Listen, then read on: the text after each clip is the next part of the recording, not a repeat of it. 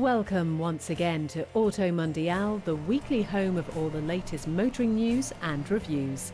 This week, German executive saloons go head-to-head.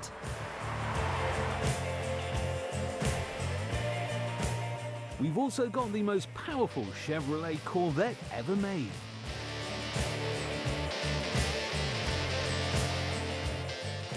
Plus, Nissan straps some off-road centric modifications to its popular Rogue SUV. But is it enough to help it stand out from the herd? That is all coming up. First though, the news.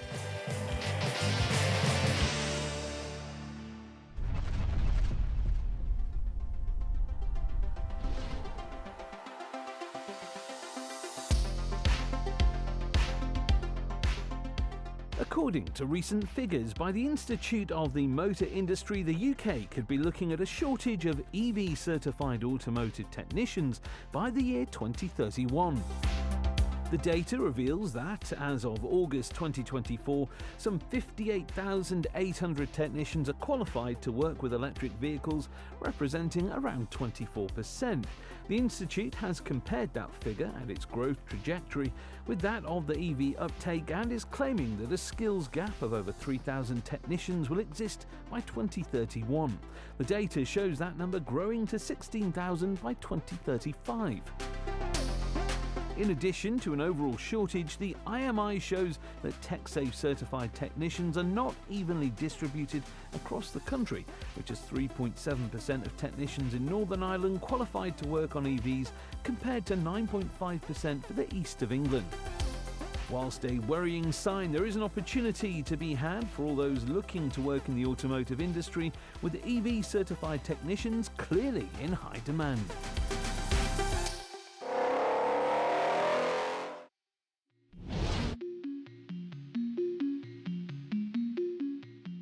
Seven models, most of them saloons, all sporting similar looks.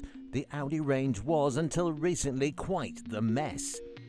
But with the electrification age picking up pace within the Four Rings lineup, those seven rather similar offerings are now splitting in half, with internal combustion getting odd-numbered model designations and even numbers representing EVs. Indeed, once a simple coupe, the new generation of Audi A5 is now also available in saloon and estate form, taking over from the A4 when it goes all-electric.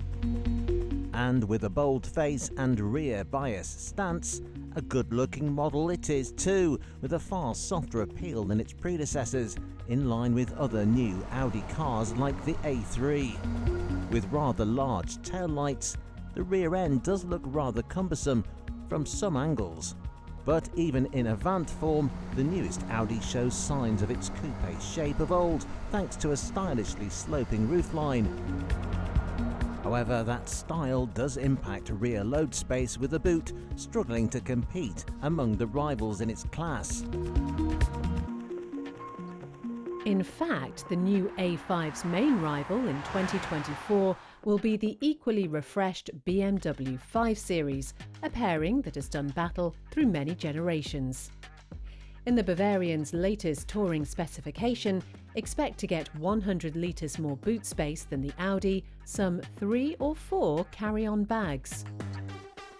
The new 5 Series achieves what is an impressive size increase thanks to its far flatter roofline, but also with overall bulkier dimensions.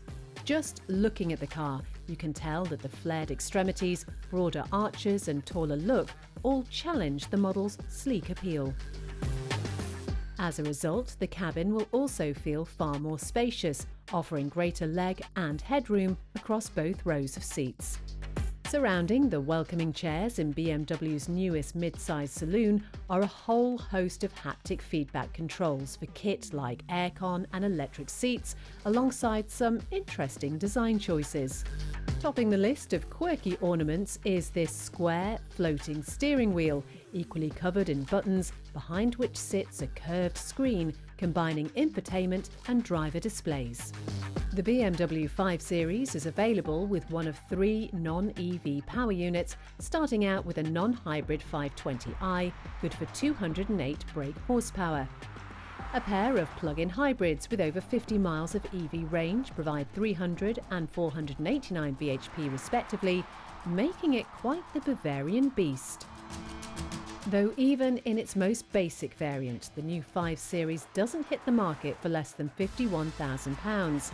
Opt for a more efficient plug-in hybrid 530e, and that number grows to a staggering £60,000.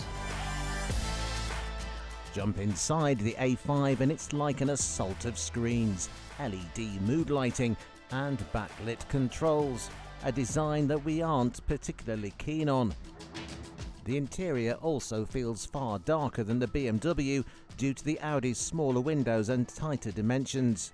Much like the 5 Series, the A4 comes with 3 engine choices, from a simple 2-litre petrol in either 150 or 200 brake horsepower form to a 2-litre 204 brake mild hybrid diesel.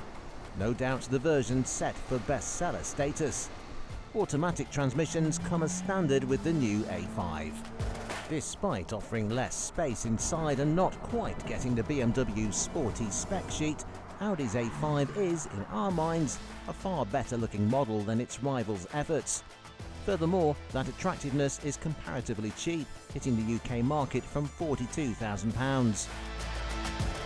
Much like the BMW, going for an estate body style will add about £1,500 to the total. But offering far greater practicality and better looks to our eyes, you might as well go for the plunge at that price point.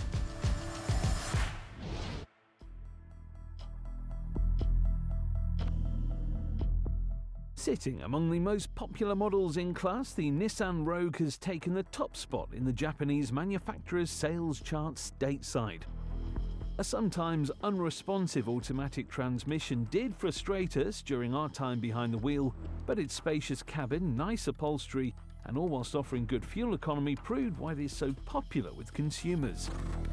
Though for an SUV, we never got the sense that it would fare well off the beaten track, something Nissan is keen on amending with its buff new Rock Creek edition in the 2025 model year.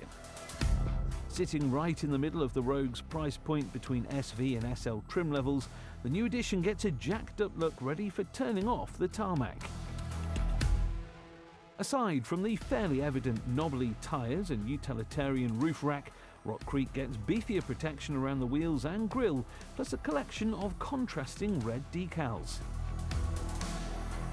Hill descent control, headlines, an off-road centric set of driver aids and cabin accessories such as an off-road view showing potential obstacles on the 8-inch infotainment screen and extra 12-volt outlets in the boot.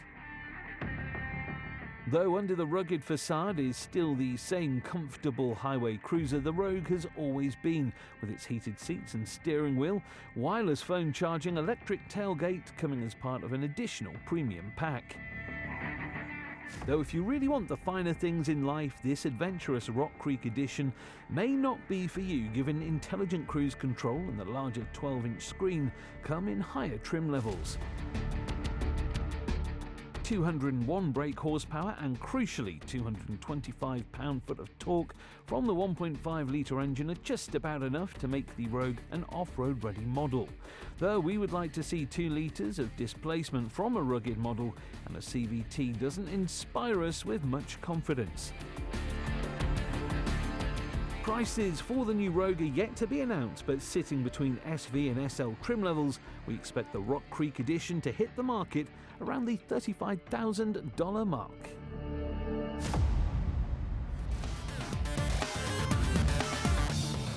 After the break, the latest Corvette breaks cover with 2 turbos, 8 cylinders and a whole lot more power.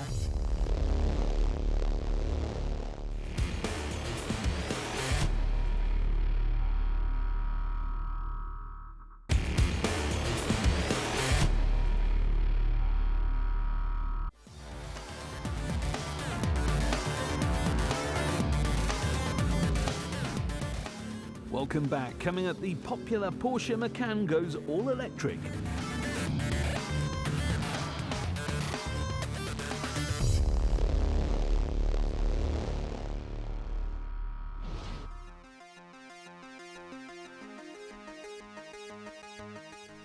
First came the EV6, a mid-range dynamic SUV. Then was the turn of the EV9, a top-end luxurious barge. Now Kia's fleet of dedicated electric models is making a turn towards the entry level, unveiling the EV3. A compact four-door crossover with all-electric power, the Korean manufacturer's latest new addition to its lineup is looking to open EV accessibility with its £33,000 starting price. Under the fitting shell sits a 58.3 kilowatt-hour battery, offering EV3 owners with 267 miles on a charge, whilst the long-range model boasting over 81 kilowatt-hours will exceed 300 miles. Power comes from a single 200 brake horsepower motor on the front axle, sitting it nicely in amongst other affordable electric vehicles. Setting the new Kia apart from its entry-level rivals, however, is the car's looks. Much like other models in the Korean manufacturer's EV range, the 3 gets almost concept-esque shapes and an attractive body. We especially like the sleek rear-end taillights as they accentuate the car's broad hips. However, we must point out that wheel design is getting a little hectic in today's world of hyper-efficient, low-drag shapes, and this model is no different. Just look at them. The interior, however, isn't quite as gaudy with its minimalistic, almost futuristic cabin. A simple dashboard shape is covered in nice upholstery, whilst the 30-inch widescreen makes for much to look at, combining a 5-inch aircon control unit with a pair of 12.3-inch displays. Plush seats pair well with nice armrest designs for a fabulous front row. You'd probably be best claiming the front passenger seat on longer journeys, as the nice sloping roof on the outside does seem to render the rear row somewhat claustrophobic. The new EV3 is available to order now, and we look forward to telling you all about it soon.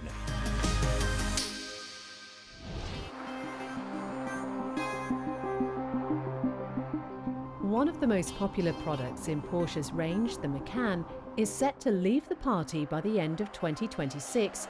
That is, in fossil-burning guise. Stepping in to replace the smallest SUV wearing Stuttgart's crest is this, the Macan Electric. Sporting sleek looks closely resembling the original electric Porsche, the new SUV is just the second EV to join the manufacturer's ranks. Indeed, it gets similarly thin headlights, a cool rear light bar, all fitted to a shape akin to that of a combustion-powered Macan coupe. Similarities between the brand's first and second EV do not just end with the looks. Where petrol-powered Porsche models are recognisable for their flat-six engine scream, both the new Macan and Taycan get a similar electric hum. But where the Taycan shares its J1 platform with the Audi e-tron GT, the new Macan Electric runs on the new premium platform electric shared with Audi's Q6 and A6. This means a 100 kilowatt-hour 800-volt battery sits under the floor, powering electric motors in a variety of setups. 4 Macan electric variants exist following traditional Porsche naming conventions. The efficient rear-wheel drive Macan and its almost 400 miles of range kick off the list, moving up to the Macan 4 and 4S going all-wheel drive with an additional motor on the front axle. These mid-range models produce 408 and 515 brake horsepower respectively, while a range-topping turbo pumps that to almost 640, all while still getting 366 miles on a charge. One of the latest additions to the electric SUV class, the Porsche Macan, will have to pave its own way in the market up against a number of luxurious models like the Mercedes EQE SUV. A fancy creation making the most of the 3 pointed stars traditional EV design with flattened grilles, curvaceous lines and what we would describe as a bold presence. Under its somewhat clumsy-looking exterior design, the EQE gets a vast array of powertrain options. The Mercedes, just like the Porsche's Macan, offers an entry-level rear-wheel drive system with extended range good for up to 370 miles of range and 292 brake horsepower. Between that and the range-topping 500 4MATIC with its 408 all-wheel drive horsepower and similar range is an all-wheel drive 300 bhp model with capable of 330 miles on a charge. Powering all three models is a 96 kilowatt-hour battery under the floor that also has to cope with a tech-focused cabin. Open the door and find a seat and you'll soon face a barrage of displays covering the dashboard in a new age imagination of car styling. In fact, regardless of the trim level, screens dominate the cabin with either the standard model's protruding details or the EQE 500's massive hyperscreen.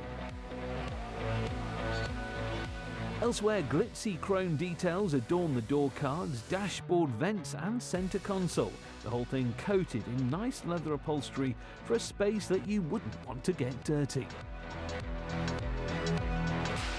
By contrast, the Macan is extremely Porsche on the inside, meaning it retains a sporty persona with its hugging sports seats, eye-catching grab handles and a small steering wheel. Though luxuries aren't exactly missing from the new Porsche SUV, as nice materials coat the cabin, whilst all the tech you would expect from a modern premium EV features aboard the Macan Electric. The Porsche Macan Electric is now available to buy, starting from £67,000 in rear-wheel drive form, some £2,000 less than the Mercedes EQE SUV, despite its slightly newer battery tech.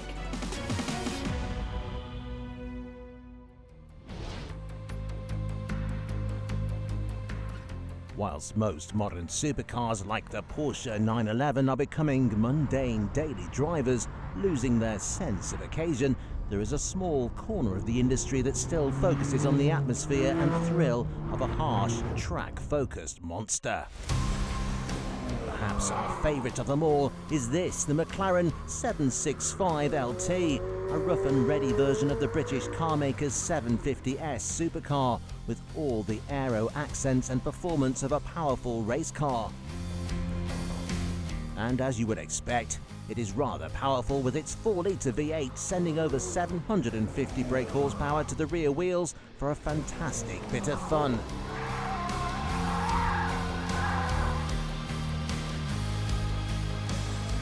Unfortunately, having shipped all 765 examples of its top track toy, McLaren is no longer selling the 765LT itself.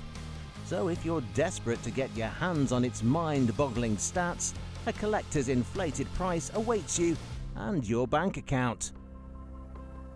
But if upwards of £350,000 here on the UK used market sounds like a bit too much buck for your bang, Chevrolet may well have a solution. This is the Corvette ZR1, the most extreme, high-end, bonkers Corvette you can buy from the manufacturer itself. When we say bonkers, we really do mean it. If the regular C8 Corvette's near 500 brake horsepower 6.2-litre V8 was not enough, the Bowtie has doubled the base model's power.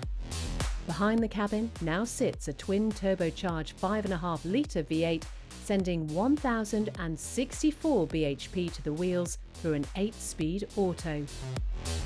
Now, if those numbers all sound a bit crazy, it is because they are. The so-called LT7, sat under the ZR1's glorious split window cover, is officially the most powerful V8 ever produced in America for a road car, unsurprisingly making it the most powerful Corvette ever. It's not all about the brutish nature of the engine though, as the newest Corvette has an air of sophistication about it as well. This optional carbon fibre rear wing and associated aero package produce over 540 kilograms of downforce at top speed, helping keep all that power in check. Meanwhile, the whole thing is covered in this fabulous suit, complete with the aforementioned split window, harking back to the popular second-generation C2 Corvette. Broad wheel arches similar to those found on the Z06 model and those optional black carbon fibre wheels are all nice additions to the famous American. Then again, if you'd rather a more subtle look, there's always the option to scale back the madness.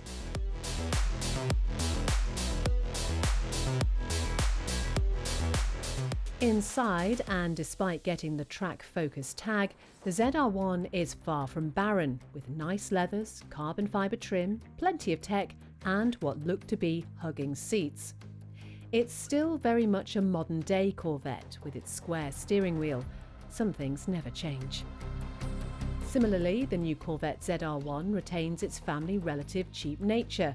As the standard Corvette hits the market at just $70,000 in the US, we don't expect the ZR1 to start any higher than $150,000, though tick the Aero package option and a few carbon fibre pieces, and you'll certainly get closer to $200,000.